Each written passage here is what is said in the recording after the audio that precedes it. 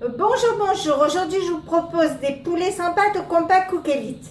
Alors oui, c'est une recette de pommes de terre, oui c'est facile, mais je la mets quand même. Je sais que je vais avoir des critiques, mais donc je préfère prévenir tout de suite.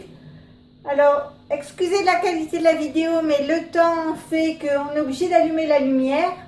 Et même au travers des carreaux, on entend l'orage, donc aujourd'hui ça va être un petit peu compliqué pour la vidéo. C'est une recette super bonne, c'est mon repas de ce soir, donc je vous en fais profiter. Alors aujourd'hui je suis toute seule, donc je vous montre les doses pour une personne. Si vous êtes plus de monde, vous mettez plus de pommes de terre, et si le panier que je mets là ne vous suffit pas, vous pouvez très bien mettre le grand qui a été livré avec le compact.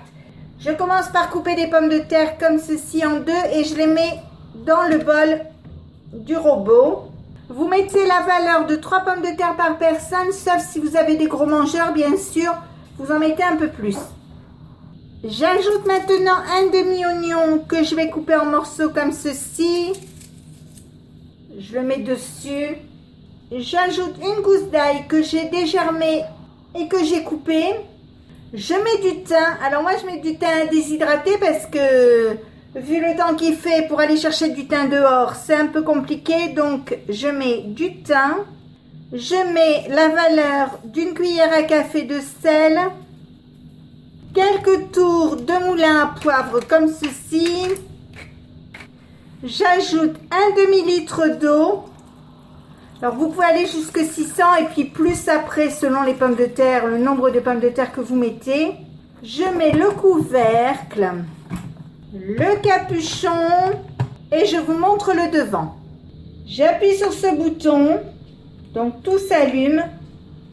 J'appuie ici sur vapeur, donc vous voyez 20 minutes, 120 degrés, pas de mouvement. Je mets en route. Les petits repères ici prouvent que mon appareil n'est pas encore parti. Il démarrera que quand ça aura atteint 120 degrés. Donc, je le mets en route. On se retrouve dans un petit peu plus de 20 minutes. Donc voilà, ça y est, l'appareil s'est arrêté. Je viens de l'ouvrir. Je l'ai ouvert pour faire évaporer un peu la chaleur, la vapeur. Si vous piquez dans vos pommes de terre, voyez, le couteau ressort bien, donc elles sont cuites. Donc maintenant, on va passer à table. On va se régaler. Et si ma recette vous a plu, je sais très bien, c'est une recette qui n'est pas très difficile à faire. Mais si elle vous a plu, n'hésitez pas à mettre un j'aime, un commentaire ou tout simplement à vous abonner à ma chaîne. C'est facile, c'est rapide, ça coûte rien et ça fait toujours plaisir.